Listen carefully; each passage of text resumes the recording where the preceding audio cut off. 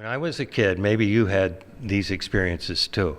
When I visited my grandparents out in the country, we didn't have a lot of entertainment, and my grandparents traveled around the world a lot, and so a traditional family entertainment was to watch my grandparents' slides in the old carousel, and we would just go through the slides, and it was okay with me because we got popcorn and apples, but we saw the same old slides over and over. But that's entertainment back in the day, in the late 50s. Anybody else experience that?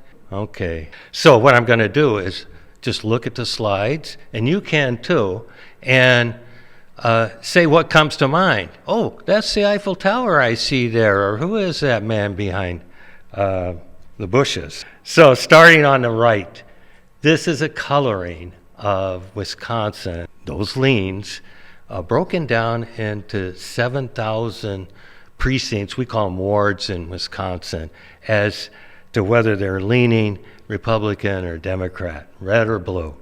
And so I thought it would be interesting for everyone to see that map. I heard this on the radio yesterday talking about the Texas map. It's a sea of red with islands of blue. Texas is like that. Wisconsin is like that. Where is Madison? Would you think that would be an island of blue in a sea of red? This is Dane County right here. And can you guess what this is? That's Eau Claire, Wisconsin. And down here, La Crosse. And up here, up north is Superior, Ashland. I think Grantsburg down a little bit. So when you look at this map, you're going to be looking at two distortions. Number one, this map is just geographic area, and it's not reflective of the population. It turns out, of course, the islands have a lot more in them. For example, this is Milwaukee down here. It looks really puny, but we know it's a very populous county. And this is a Native American reservation. So that's one distortion. When you look at the map, you want to take that into consideration. The other distortion is these wards on the border of Lake Michigan, with the software that they're trying to remedy this for the next round. It goes halfway out into Lake Michigan. So there are no people out here, but theoretically the district goes halfway out to Lake Michigan. It reminds me, if you ever watched the morning, or heard the morning show on NPR, Jim and Dale and Jim Ed, they always had a little bit about this representative that he represented all the water in Minnesota, which is quite a bit, so he had a lot of power. So the lines that matter are the lines that mappers draw to put people into districts that have equal or roughly equal populations. And I'll give you an example right away. Painting Wisconsin in a nonpartisan way is drawing those lines so that the districts reflect the overall political composition of the state, which is, as most of you probably know, is 50-50. That's why we say Wisconsin's a purple state. It's neither red or blue, and when there's elections, we get a lot of money spent on which way Wisconsin goes. So I'm interested in drawing maps that are nonpartisan, not political. There's some problems. There's some big problems. We'll get into that. We'll study the problems, and then we'll look at some of the solutions. We used to not have this problem. I just love this map here. This is from 1921. This is the Assembly. That's our lower house in Wisconsin. And we didn't have to worry about drawing the districts because counties determined the districts back in 1921. And so I'll use my fireball here. Pierce County had one representative for Pierce County. St. Croix, same thing. If the county was too small, like Burnett and Washburn up here, They combined it, just like you couldn't give an assembly person to Pepin, that pipsqueak of a county. We're talking populations again, but it's small in size. Sometimes when the county is too big, like Dane County down here, you get several. But the division stopped at the county line. But that all changed in 1964. Big cases, I think in Kentucky was the biggest case that said, look, you can't get this out of balance too much. You have a representative representing too few people or one that's representing too many. And so you have the redistricting problem. How to carve up the state, not by counties. There are 72 counties in Wisconsin. And this, I feel like I'm in class, so I can ask questions. Does anybody know how many districts? Assembly districts, yes, 99. Whoa, Ann's been listening to me. No, she's been studying up. And that's convenient because when we're going to talk about percentage, we can say, well, 99 districts is about equal to 100. So when we look at a percentage, we can think of districts or seats. A lot of other things happen, like the Voting Rights Act that gave minorities opportunity to be represented. So I'm just looking at this slide and making some reflections. This is the one that started it all in modern history for Wisconsin, the 2011 map. Again, these maps are going to look pretty much red because northern Wisconsin is red. But notice back in 2011, the leans, and this is based on 5 elections in 2016 and 2018, wide elections. That includes 2016, that was Trump won, and other elections that year.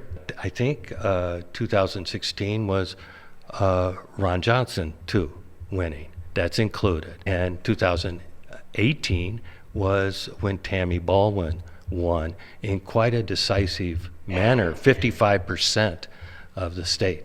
So after you draw the lines, then all the little red wards that happen to find themselves in a blue district, they get looked at in this map as blue because they're swamped by the other blue voters. Whereas, say in District 30, if you lived in River Falls, which is a little bit blue, you get painted light red because that's the way the other voters in your district voted. So you can see, even though you start with this sort of pointillism picture of Wisconsin, when you draw the map, the lines, you get a different picture.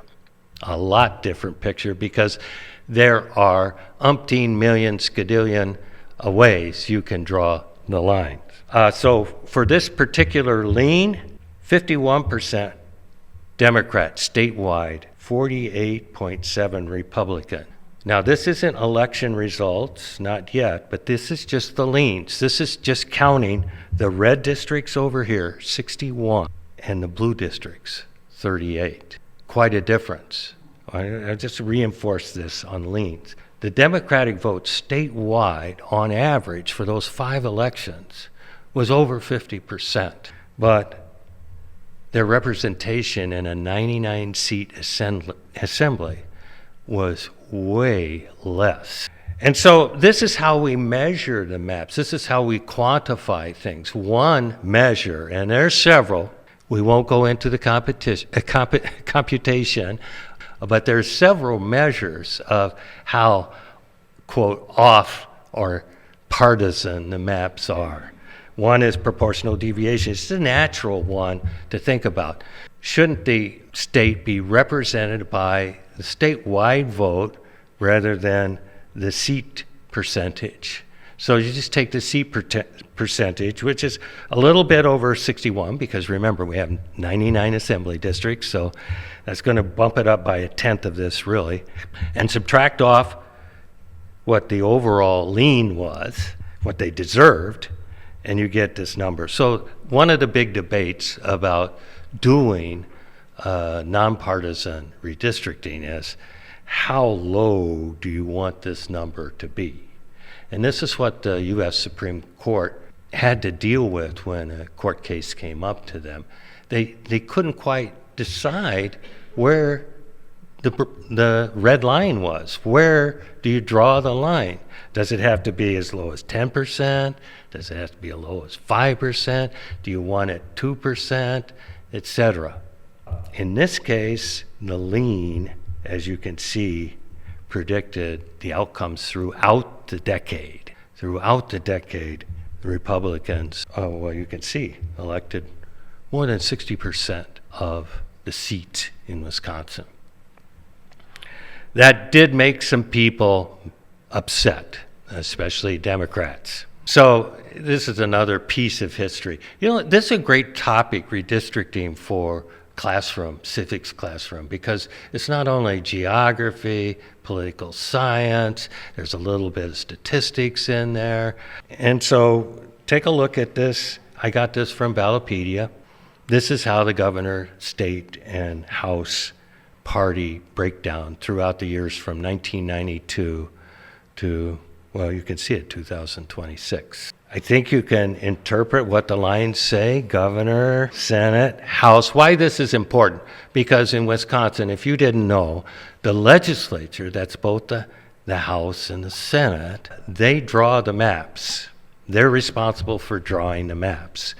And the governor has veto power over those maps. So it's the two entities, the legislature and the governor, that decide the maps. And so a lot of times we have split government. So say the Democrats draw the maps.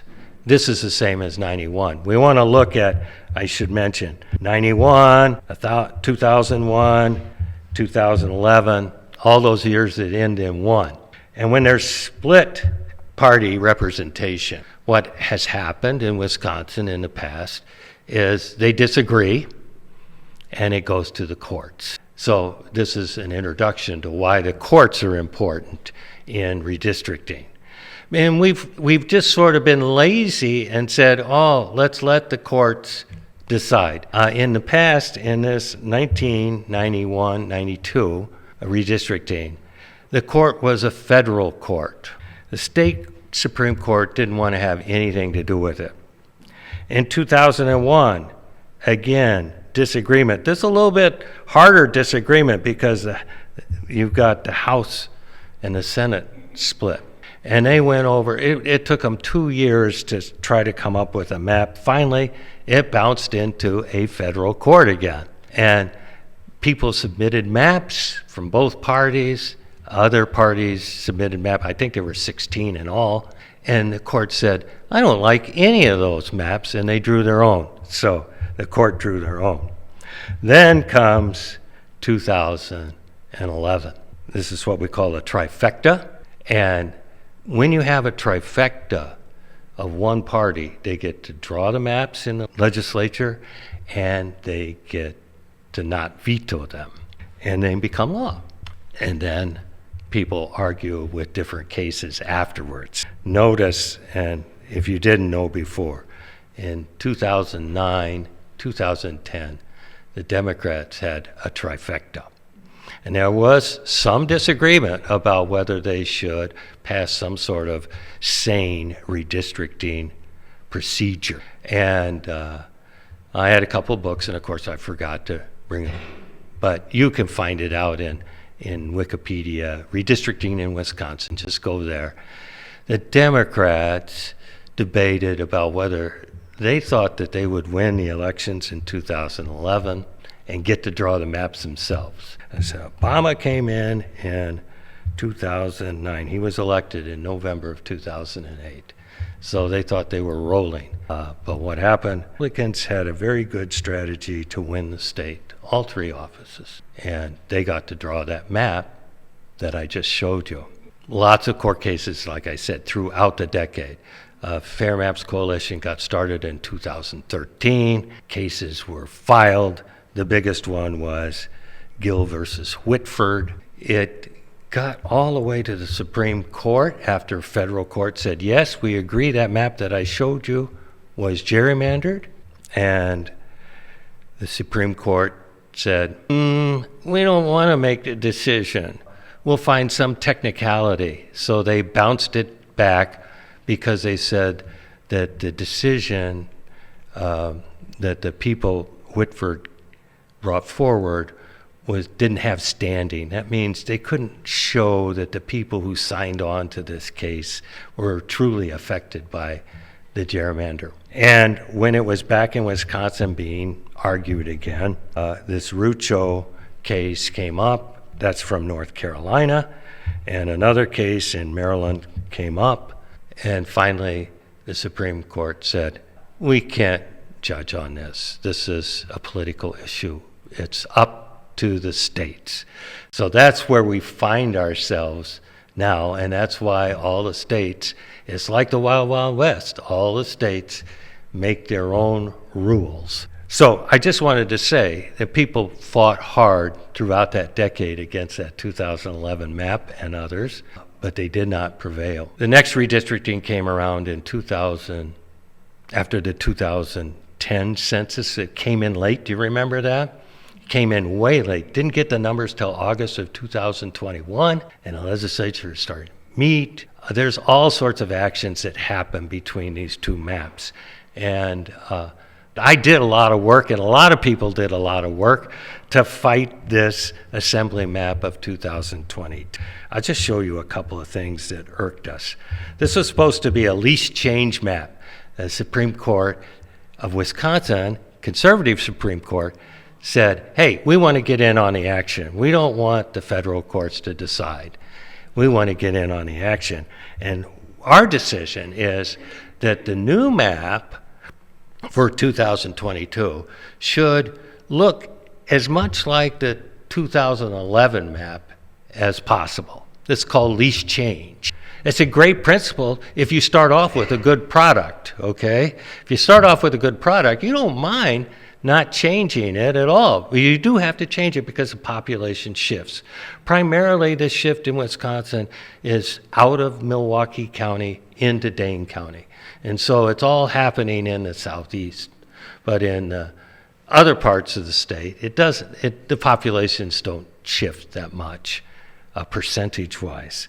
But you can sort of see this guy up here compared to this guy right here is an example of gerrymandering. The Republicans said, let's draw this thin line to access these red votes over here and turn this deeper blue into a lighter blue. That's one interpretation of that new district. It's not supposed to be too much change from the older. And here in our neighborhood, this nice compact district, it looks like Utah upside down, turned into quadrupus. That's the one that I showed you before. This is the map I showed you before. And these are leans again, 61 Republican, 38 Democrat. And again, it's 50-50 statewide elections. The group that I was affiliated with, and still am, Fair Maps Coalition, Supreme Court makes a difference. And in Wisconsin, it was, don't let anybody tell you the Supreme Court is nonpartisan. It is very partisan. It was 4-3 conservative over progressive. And so the election of Janet Protasewicz turned the court, flipped the court to a liberal one, 4-2 conservative.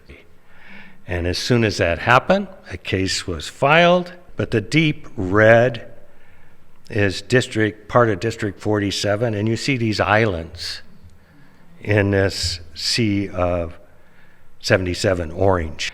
And so a lot of precincts had these little islands of that belonged to the precinct because they belonged to the township or the city or the village, say an airport. We don't have them in River Falls, but we have sort of semblance of them as you have thin strips of land that go out to make everything connected. So the people who objected to this new map in 2000 that got adopted in 2022, they said, look, the state constitution, and I quote the appropriate verbiage there from the Constitution says you got to have contiguous territory. And so on that, before that had been accepted, you're going to have an airport out here, you want to annex that into your city, yeah, make that a golf course out in the country, make that part of the city, yeah. No, you can't do that anymore and be in a different district. So that case, Clark case, was brought before the Wisconsin Supreme Court, which is now liberal, and they said, let's not have lease change anymore, the liberal court said. And they also said, and this is important for me, that we're going to consider partisanship, political division in the maps. Nowhere had that been said before. It was a court case, not legislation. It's just a court case. So the big deal in making a nonpartisan map is whether to have blind justice, not paying any attention to political leanings of any sort, and just draw the map from other traditional criteria. Or you can pay attention to that and make the map so that it's roughly 50-50. This is a big debate, and this is the main separation point between conservatives and progressives. And I'll just give you an example. This is down in La Crosse. La Crosse is over here. Again, I didn't do the party separation because it was all confused over here, all red. But these townships, villages out here, outside of La Crosse, they're Republican, they're red-leaning. And La Crosse is, as you saw on that bigger map, it's blue.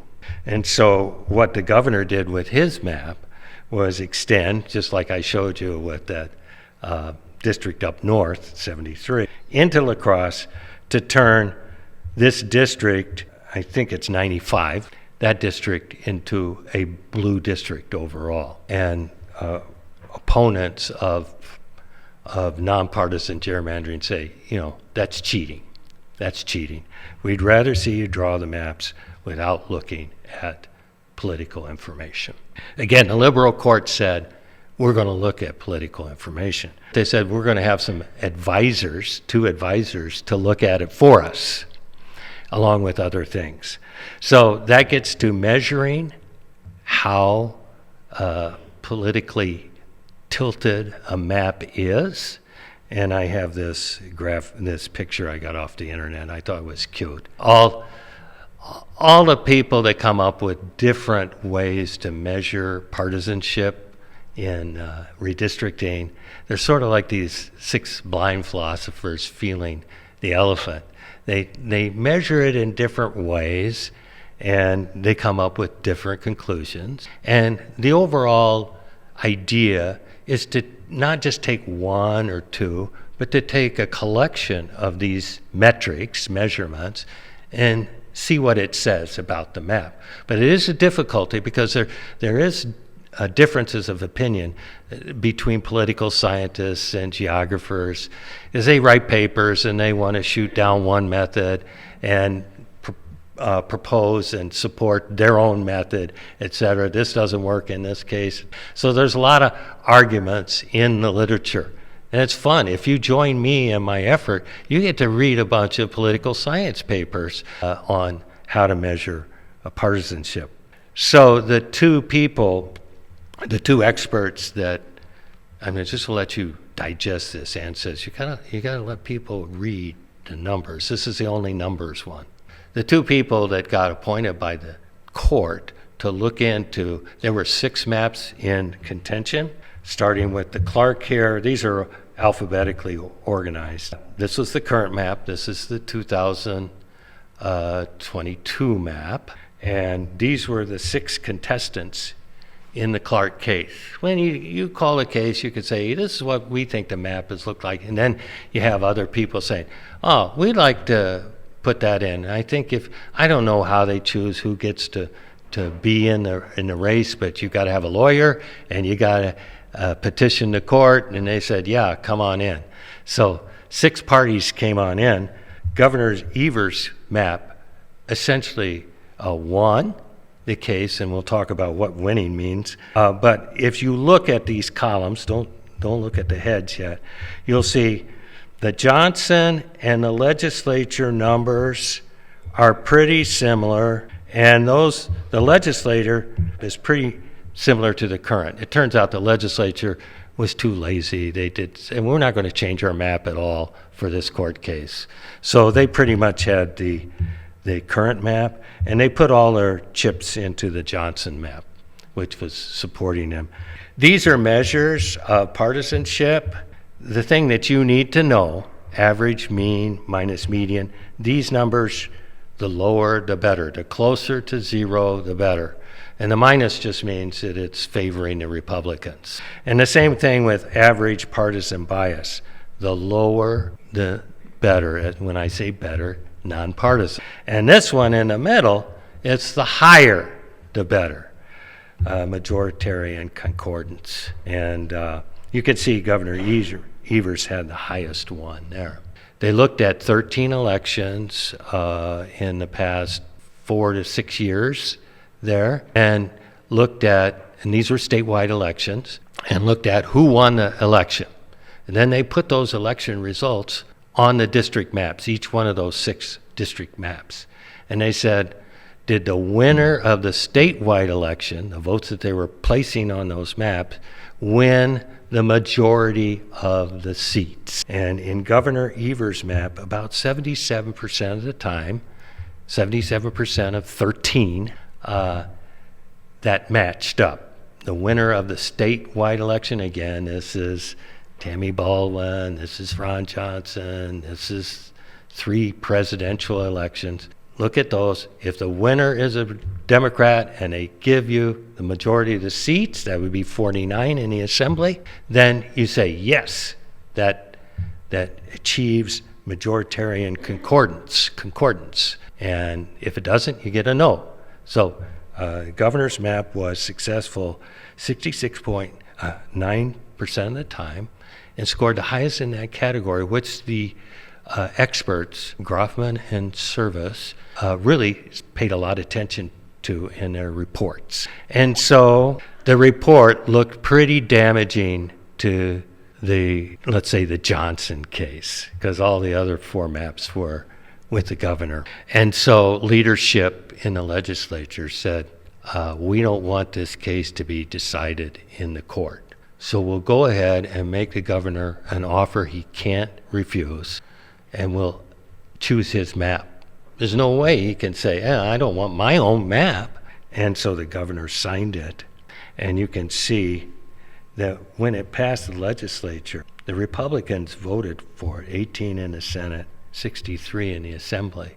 And the Democrats, just being contrary, I guess, voted against it. They voted against their own party governor. That shows you how much animosity there is in Madison these days. It really reflects what's going on in Washington, D.C. But I want you to know, the only reason that the governor and the legislature agreed this time is because there were outside forces forcing them to agree. And that's the high point, 2024. So if you're counting, the census data came in August of 2021, and you don't get a permanent for now, map until 2020. So we had that map for the 2024 elections, and we'll have it again in this November, and it'll stay. But what a monumental waste of time this all is to just get to that fair maps point. And so just for comparison, I'll let you read this. I have the old map, which we voted with in 2022, and the new map that it's already been tested. And notice, as far as the liens go, the governor, according to this computation I use with this software, it's called Dave's Redistricting app, it's free, it's great. The governor had an advantage on liens. But how did the election results turn out? Not so even. It's almost, you can't get any closer than that, 50.3%. And it was so. This is 6 maps, and I can go into great detail, but Ann says, no, look at the time. This is 6 maps from 2020 to 2024 doing the liens. That's doing this. So this is sort of modern in this time frame from 2022 to 2024. Statewide, but 6 elections. That's the way we just sort of, we don't want to, if you did Obama's election in 2008, that's 55% Democrat. That would sway it to blue. And Ron Johnson, 48.7% Republican when he beat Russ Feingold. You want to have it reflect a bunch of election. So we have 2 problems. One's a little problem and one's a bigger problem. The little problem right now is a congressional map, which wasn't part of the Clark case. It's the one that decides the 8 congressional districts. And you can see right now the lean is 4 pretty heavily Republican-leaning districts, 2 lightly. This is the one, our district, 3, the weird one that reaches up into Stevens Point area. Actually, I believe it was designed for Ron Kind, a Democrat, way back when, in 2011. And then this one down in the southeast. So there's a couple of cases that are contesting this map. I think the time is going to run out before those contests are done. But if we do get sort of a fair congressional map, it'll provide a good model for the next redistricting. But providing a good model doesn't mean a good model is going to come out of that. The bigger problem is we don't have a permanent solution. We do not have any sort of permanent solution. It's just all bound up in politics right now. And it's complicated by what recently has happened in Texas, California, and you can see the other states. It used to be redistricting would just happen right after the census, and that's it. People would say, hey, that's it for 10 years. We don't have to worry about it. No.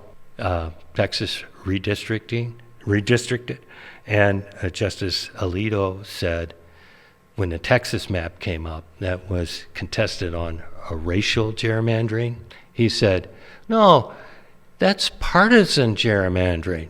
And of course, that's perfectly acceptable because our founders, our country's founders, didn't think about the 2-party system that would develop after they wrote the rules of the Constitution. And so for the people, the judges who live by the Constitution say, that's just fine. That's just fine. And again, it's up to the states. And the states have been reacting, okay? We have 6 Republican and 2 Democratic representatives in Congress. And they're both 6 leaning Republican, 2 leaning Democratic. You might say, can you push that up to 7 Republican and 1 Democratic? And I just like this map. It's sort of funny, even though it's got a frowny face here. If you wanted a 7 Republican congressional leaning map, you would try to somehow link Dane County with Milwaukee over here and make one super blue district, and then the rest of them, and you can see what this crazy map looked like. But if you take the U.S. Supreme Court at its word, since this map divides the state of Wisconsin in roughly equal population districts, they would have no problem with it.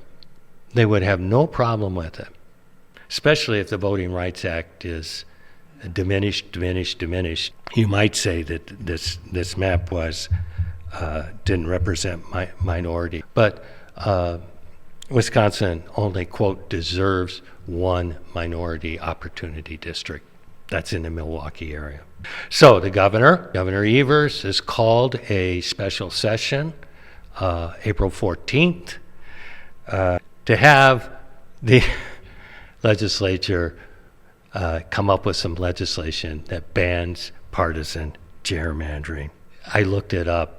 When Tony Evers first was elected, he proposed in that first 4 years 12 special sessions. 6 of them were gavelled in and gavelled out in the first day. In other words, the legislature said, no, we don't want to do any work. on what your issue is. And only one out of those 12 actually resulted in legislation. So not too much promise in this special session. Don't get your hopes up. Probably be just one day out.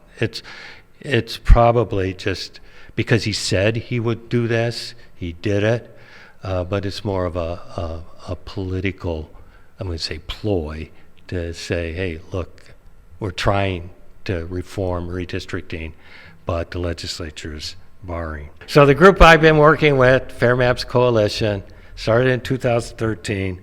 They've been working today. They've got a bunch of partners, but it's pretty weak these days. Only 4 states have independent redistricting commissions. This is what the FF Fair Maps Coalition is working towards now. They want the state of Wisconsin to have a separate public commission, sort of like the People's Match Commission that Governor Evers set up, to draw the maps, make the decision. Can't do it without the legislature's okay, but they can be advisory. So we're looking for this kind of solution here that New Mexico and New York have right now.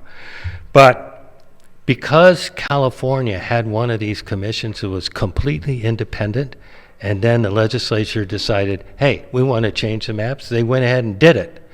So as far as independent redistricting commissions go, it's pretty weak right now because the legislatures know they can rewrite. And I'll skip over the slide that says what I want to do, but I'll just tell you what you can do. You can keep looking at this video that Jonathan's going to put up on YouTube and make it go viral. It'll take a lot of time, but I think it's worth it. Write and call. These are the traditional things. Write and call your legislator about this April 14th special session to ban partisan gerrymandering.